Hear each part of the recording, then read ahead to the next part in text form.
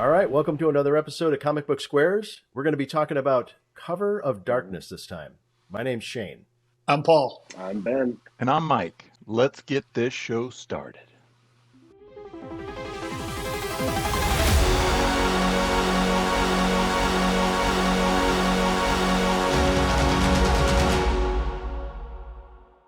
All right, welcome to another episode of Comic Book Squares. Thanks for coming back. This one we're going to cover Cover of Darkness, number 1. This is a limited series, and this is the first episode. This is an interesting one. Paul, why don't you tell us a little bit about it? Yeah, hey everybody. So Cover of Darkness number 1 is a book that was published by a company called Source Point Press. Obviously, they're not one of the big 3 or the big 4, or maybe not even the big 5 or 6, but they put out some quality stuff in the last couple of years. And this is a book that I stumbled upon because of some other Source Point Press books that I had picked up, saw it advertised, really got attracted to the premise, decided to ask my local comic shop to order it for me. I don't believe they got more than just a couple copies, and I was able to get one, and it's been really enjoyable. Once again, this is one of those books that sort of flies under the radar. I'm not familiar with the writer or the artist, which is great, right? Because if you read the same old artist all the time, it's like a favorite author. You get comfortable, but you don't ever feel like you're getting a whole lot new sometimes. Listen to some new voices, right? And so, I saw the cover on this, I saw the premise, and I was just like, wow, So there's 2 writers on it, George Michail and Chris Cam. Once again, haven't heard of those 2 folks, but really enjoyed, what the premise was. The artist, MJ Hiblen, again, not very familiar, but it was really kind of a nostalgic type of book for me. So knowing that it was a limited series, I thought it might be a little more difficult to get a hold of. But again, my comic shop was awesome, and they were able to get a copy for me. So, so far. So the premise of it is basically it seems to be set back in kind of that,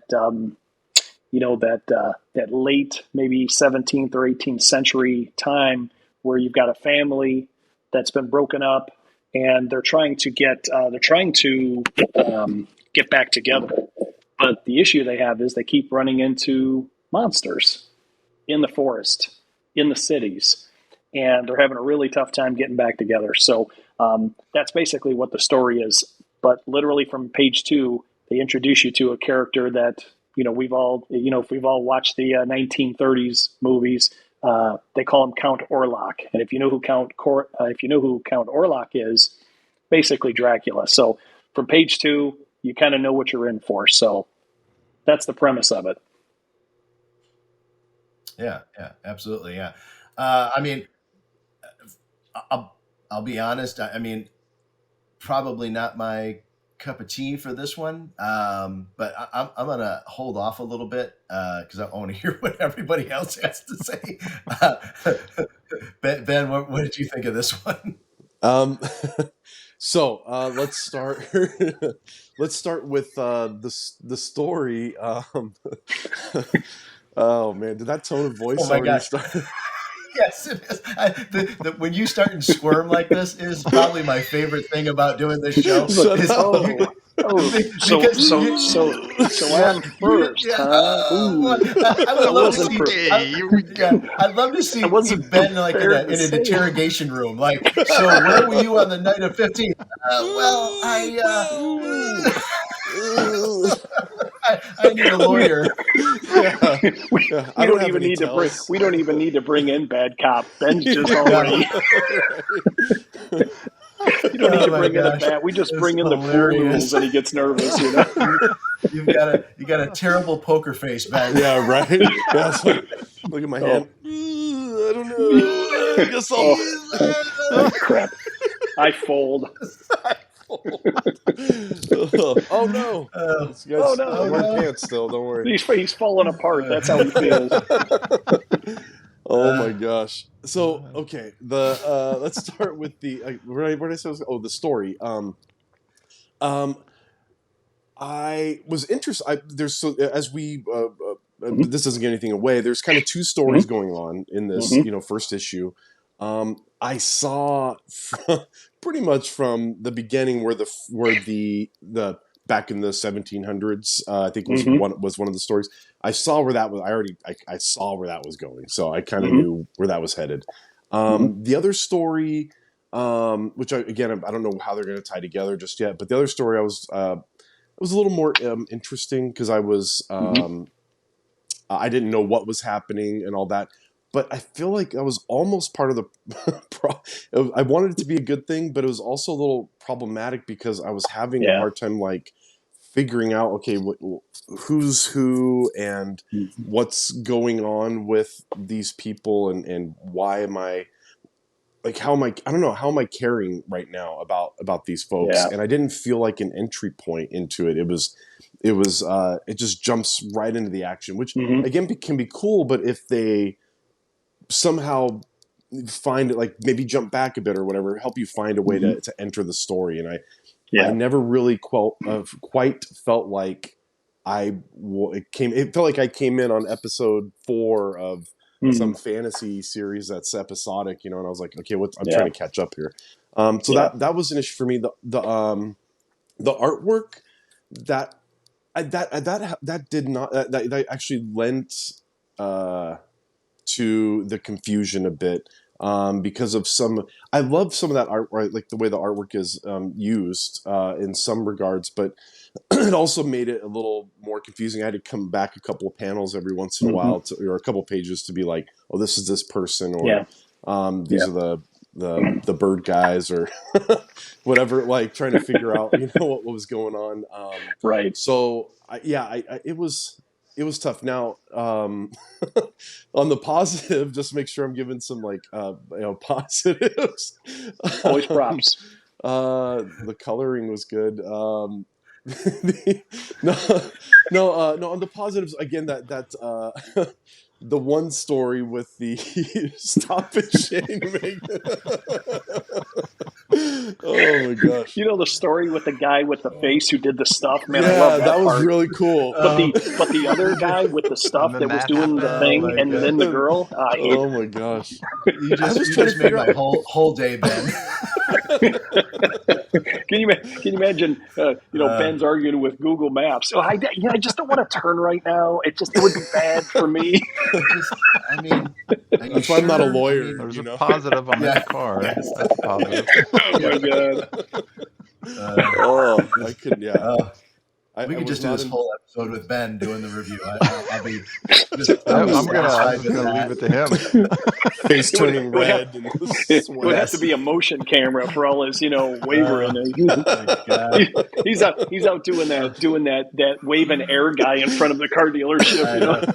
Oh my gosh! If we can get to a point where we get the artists and the writers to come on and when we're doing reviews, and Ben's not feeling one of the books, oh my gosh. That would be like amazing. Ben's off camera. Yeah, say something positive. Thanks for showing up. On the positive, all the words were spelled right. I gotta say that I really like the guy's shirt. All right. The staples held really nice on this book. The staples held up. It fits into a standard comic book bag. It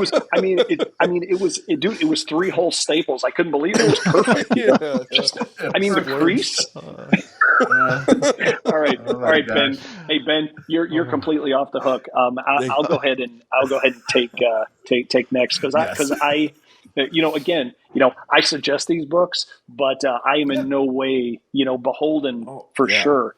I love and I'm the glad premise. you pick books like this, because it gets something different, right? And we're trying to showcase these artists, and that's why I get red faced and all that stuff, because I do want our viewers to know we totally want you to get out and support independent artists and writers and all that stuff, because that's what makes the industry so great. We wouldn't get really cool different stories if we were just reading the same old Batman, which I love Batman, but if we were just reading the same old thing every time, we're not going to get these new stories. So the art in this book is better than some that I've seen in the big two from time to time, right?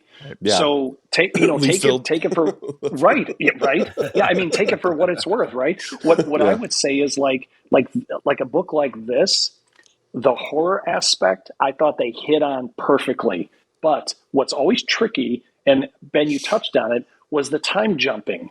It didn't make sense. It's like it time jumped when I didn't expect it to, which can be a good thing if it's handled right. But it's just like the writer was like, now's a good time to tell you what happened 200 years ago. And I'm just like, wait a minute, and then on top of it, if and I think a lot of that has to do with the narration, sort of the setting up of it. You gotta let the reader know that you're about to time jump, right? You can't just, because there wasn't enough. While I did like the art, like I said, in like the horror aspect, like the cover itself is like I love it. It's perfect, right? To me, it shows that gothic, horror. But when it came to drawing, and detailing the regular people, the human characters in the show, for me, to me, it was really hard to distinguish some of them.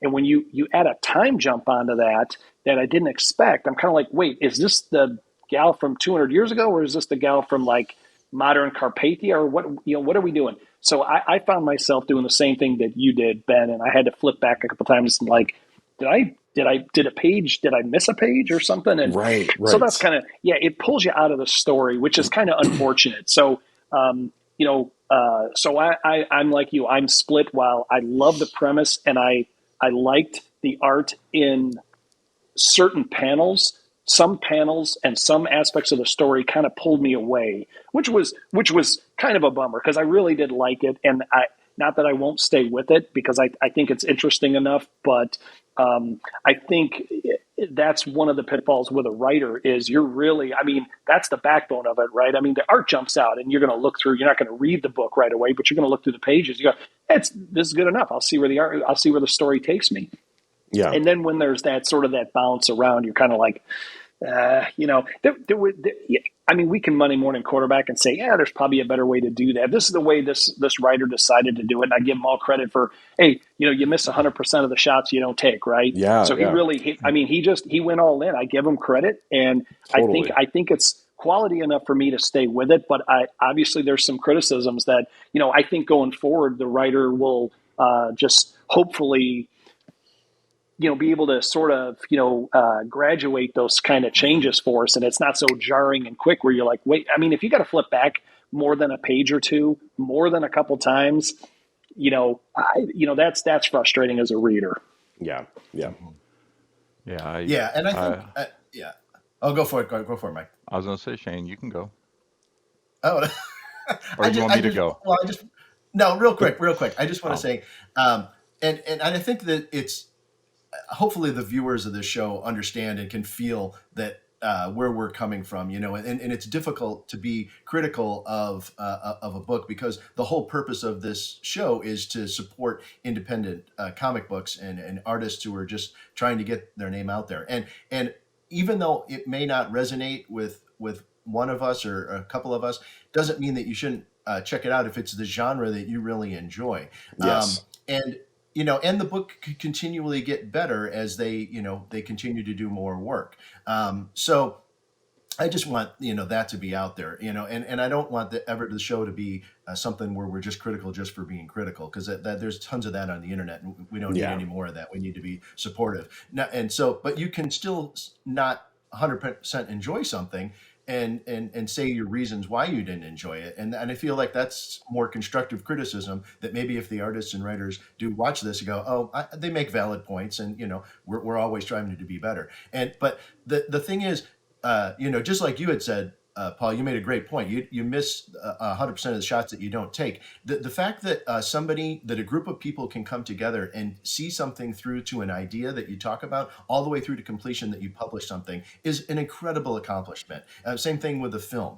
All the people that are involved in making a film. Maybe it's not the greatest film in the whole world, but the fact that, a camera operator, people in front of the camera, director, writer, all these people got together and actually made something and finished it through to completion, it's an accomplishment. I want to make sure that that's 100% clear to everybody, that, sorry, I didn't mean to sabotage you there, Mike. No, I mean, let me jump in real quick. I think our constructive criticism come from a place of adoration. I mean, we love this medium Mhm. so much Right. that Yeah. we've seen a lot of it, and so what we want to do is share that passion with viewers, and we want to say that, hey, there's criticism with almost any medium, any piece of art, any comic book, but it's still worth picking up if it's your thing. And all we're saying Mhm. is, hey, when you hopefully you do read it, and if you do, you know, maybe you've got some of our input in mind, and that'll kind of help you enjoy the story as much as we did, and maybe even a little more. Yeah. 100% agree. Yeah. Yeah. Navigate some of the issues that you might come across. And if you watch this Sure. episode before picking the book up, go, oh yeah, I can kind of see where they're saying, but Yeah. I'm willing to overlook it because they Yep. were willing to talk about it on their show. So yeah, go ahead. Right. Right. So go Right. ahead, Right. Mike. No, I mean, all of you bring up very valid points. And I don't really have anything excitingly new to add to that. I think I agree with a lot of those comments that have been mentioned during the show. It's pretty natural, I think, for a book to not resonate or be someone's cup of tea. You know, that's what makes us all different. And exactly, again, what was mentioned is that, there it's easy for us to kind of be that armchair quarterback and say, well, this, like, I didn't get this, or it didn't resonate with me, or I wasn't picking up on. And again, we kind of make these comments just from a personal note so that you can kind of understand where we're coming from, whether or not there are improvements that we feel, where we try to give that feedback to make it better, for things to go forward, or maybe it's already good enough and it just doesn't really isn't my cup of tea, and so Right. it is that fine line, where you definitely want to provide feedback, to provide perhaps some. We've talked in other episodes about, having maybe a little bit of historical information on an issue one, where you give a little bit of more character background. There's all these different things that we try to provide to those of you that are watching. To Again, there's just ideas. It doesn't mean that, hey, that's the magic wand where we just wave it and everything's, the way that we want it.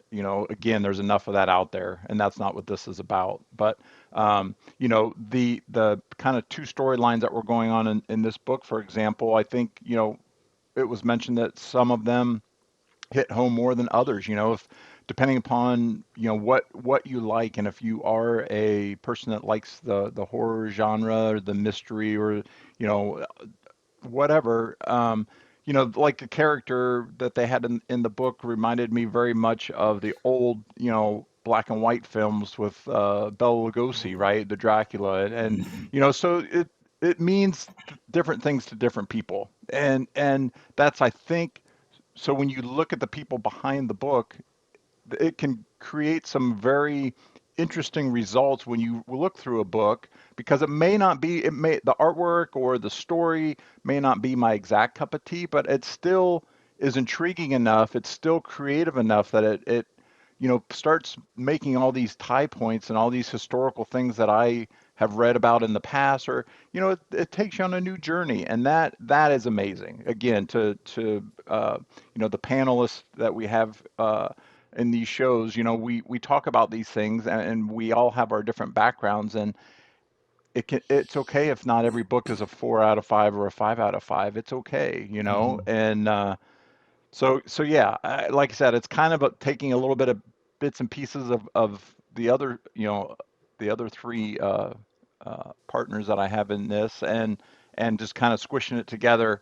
I I thought that the art wasn't uh, again, wasn't my what I always loved to see, but it definitely set the mood, and it set the went along with the story, and the kind of the gypsy family, and there are some monsters involved, right, and there is a little bit of kind of wizardy, magic-y stuff going on, and so it's a cool, story, just because it may not be told exactly or drawn exactly the way that that I envision it sometimes, doesn't mean that's still not a good quality product. So, um, sorry, I don't even know if I even added any value to You this did. You conversation the did. last 2 minutes. No, No, no, no. absolutely, no, absolutely, yeah.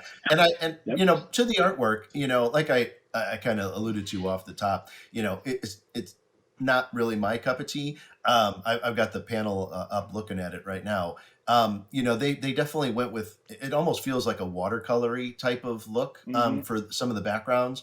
And I think one of the things that kind of took me out of it was like you mentioned, Paul, that the distinguishing between the characters. I didn't have a Yeah. real understanding of especially the three female characters. I didn't even know what their real relationship between each other was from the Right. writing aspect, and visually.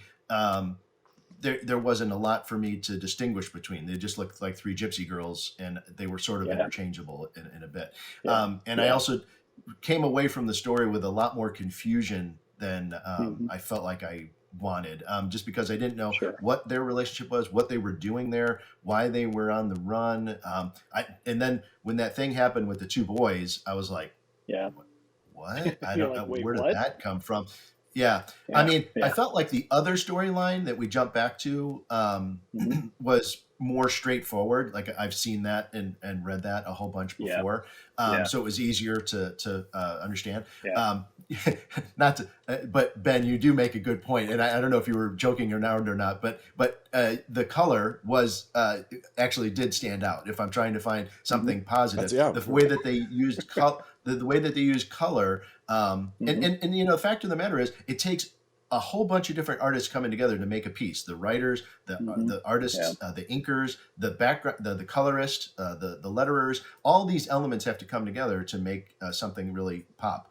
And so the colorist to me really kind of stood out in this piece. In that the vampire storyline really had a distinct palette of color, and the people in the forest had their own a lot of greens and browns and stuff. And so from that aspect, they really got something special. I feel like the watercolory look could really work. I just feel like it's not 100% there for me right now. And with that said, I almost feel like if they could really develop the three ladies in the forest stuff, if I cared more about them, that could be a more interesting story, because that story is something I haven't seen 100 times, whereas the vampire stuff, I have seen that 100 times. So I'll just say that. With the story, I was going to say with the story, like talking about with the gypsy family or whatever. That's where I feel like they could be stronger in, because I understand, like when you're writing and you want people to keep reading the issues, you want to leave mystery, right? You got to leave these this trail. People are like, ooh, I need to find out what's happening. I think there's a better way, to do that, because there was a lot of like, what's this? What's this mean? Why are they like this? I feel like you have to give some answers up front, like even in the first issue, to get people to have, at least they feel like, okay, I figured this out. Now what's the next mystery, right? Like a satisfaction feeling. So I feel like that's something they can look at maybe in future issues, is like starting to maybe answer some stuff really earlier on, and then keep dropping in the nuggets of mystery. It's back to the point. I wasn't actually joking about the color. I'm glad you went on that, because I actually liked it. I really thought it was like very distinct between the two timelines, and it was cool because Shane, you said the palette. What was cool is it was a consistent palette in like the vampire story, and a consistent palette over here. And it's cool if you look like really at the colors, they're using like the same, they're sticking within this theme, and I loved it. I really thought that was a great job. I think going back to what we were talking about earlier, the time jump and things. I listening to you guys now, it kind of makes me think, and I didn't really think this at the time, because I kind of like a lot going on in my story, right? I like it to just have that momentum, right? This almost felt like he was trying to jumpstart too many things at once, right? And I think that's sort of, especially if you're plotting issue 1 and you have this definite, I want to do this, this, and this in issue 1. You're going to make that fit. and I feel like that was, it, trying to get it all in there. I think it, again, like what you said, Ben, there wasn't, you felt like you were going somewhere with a story, and then they pulled you out of it and sent you somewhere else. You were like, I was just reading about the changing brothers it was like American Werewolf in London, right in the middle of his change. All of a sudden they go, we'll be right back after this commercial. But you're like, wait, he just started ripping his clothes off, and now he's growing fangs, and you're going to go to commercial. So I think there has to be that that rhythm, right? That cadence to kind of like da-doom, da-doom, da-doom, kind of building up. And then and I'm okay if you're going to pull the rug out at the end, only because you're ending a chapter, ending a story. But it was like within a couple of pages a few times. You guys felt like that too, I guess. So that part was unfortunate. I mean, I won't say it ruined it for me, but it pulled me out of it. I do know what's going on in the story, at a real surface level, but at the same time, like Shane said, not that a monster story needs a whole lot of motivation, but the human characters, like, what part do they play other than just being monster meal, right? Right. Exactly. So hopefully issue 2 and subsequent issues, kind of help us with that. I guess we're at the point where, we want to start talking about some ratings. So Mike, why don't you go ahead and we won't put Ben on the spot. I don't want him to fall off his chair or anything just yet. So you can be his warm up act. Yeah.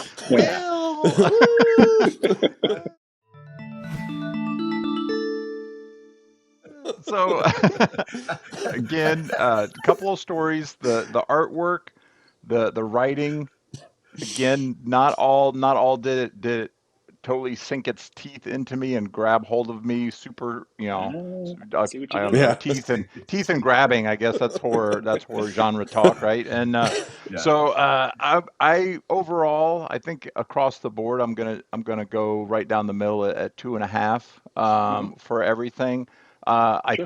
It's very challenging. Just the point that you just brought up, Paul, about how much content can we fit in? A classic at the end of the story. Look at Game of Thrones, right? Everybody's like, "Oh my gosh, I bet we've been watching, and you've been telling a beautiful story, and then all of a sudden the timing, right, and the cadence and everything gets squished and compact." So even even the greats, that have been doing it forever and ever and ever and tell amazing stories, sometimes that timing piece is difficult. And this one just happens to be at the beginning of the story. It's issue 1, and so it's like it could totally redeem itself. It could totally, as we've talked about in other shows, that all of a sudden we're just getting one issue, right? So there's a whole lot that could happen in either direction. So I'm like I said, right now I'm just kind of sticking down the middle at 2.5 across the board. Gotcha. All right, Ben. I'll jump in. No. Okay. Let Ben stay till the end because it's gonna be. He's got the buildup is gonna be great. Actually, Shane, this will be a show your talent. How you can just fade to black. You can just do a dissolve. Yes, as Ben slowly shrinks into the back. I'll slowly do a zoom in on Ben's face as he does his review. I need like that cartoony mushroom cloud, right? The kaboom. Yeah. Poor Ben. Oh man. Ben's going to start off with, ratings. I mean, who are we to say ratings? What are numbers? What is a rating? Numbers, really? How can we classify what a rating is? And then I can't wait. It's going to be good. And then it's the meme of that house that just explodes. Yes. So when the team asked Ben what he thought of the book. Oh man. Well, mine's going to be pretty easy. I'm actually going to follow right in line with Mike. I'm going to go 2.5, kind of across the board for me. Yep.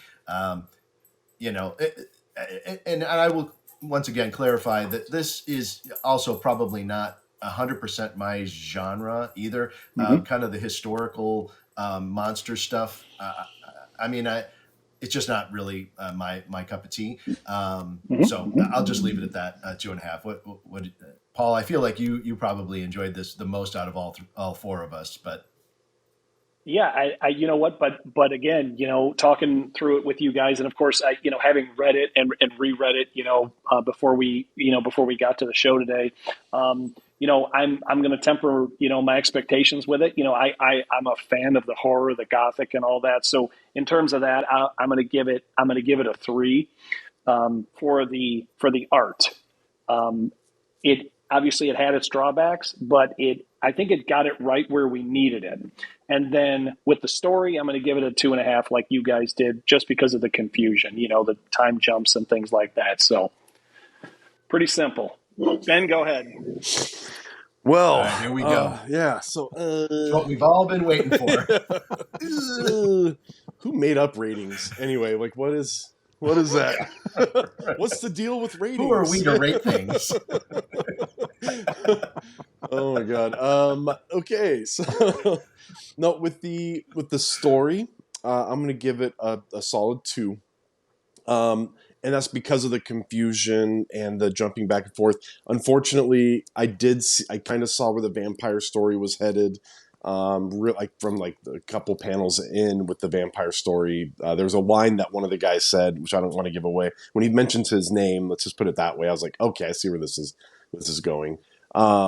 And so yeah, and so I'm gonna go a solid 2 on story. I've actually, through this discussion and stuff and hearing Paul's take too, I am going to bump my artwork score up to a 3. And that being that it is trying to be thematic with the whole Gothic, idea and the time of the time of the story. I could see where they're trying to stick to like having that feel of that the artwork of that, that time. And like we talked about earlier, giving credit to the colorist. Really great job on that. I did it awesome on that. So I'll give it a 3. So that does equal mine out though to the same score as you guys, 2.5 for that. Nice. Yeah. That's what we like, Ben. Yeah. See, I didn't squirm that much honesty. this time. I try to keep it still. You did. It's great. I like it. You did a great job. It was like a core workout. So I'm holding it. I'm like, don't move. Don't. I want to move.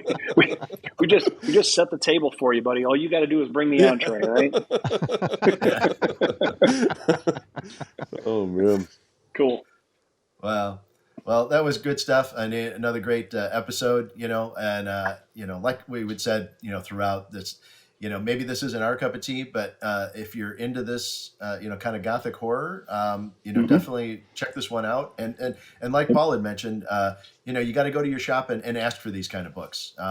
They might not be on the shelf all the time. They're going to order 40 copies of every Marvel book, but they might only order 2 of this or 1 of this or none of it. So you really got to seek it out. It's independent art like this is something you got to do a little work for. And I think if you go to your shop and you say, hey, I'd really like to check this book out, the shop's going to be happy because they know that you got to come back to get it after you ordered it, and maybe you'll pick up something else. So, that's a win-win for the artists who are making this stuff and for these small independent comic shops. People that own comic book shops, they do it because they love comic books. They're not doing it because they're making $1 million. That's for darn sure. Own a comic shop is an act of love, for sure. Thanks for watching this episode. We really appreciate you tuning in. Make sure to hit that subscribe button. It really helps us out. And, we're out here looking out for the little guy, and we'll see you on the next one.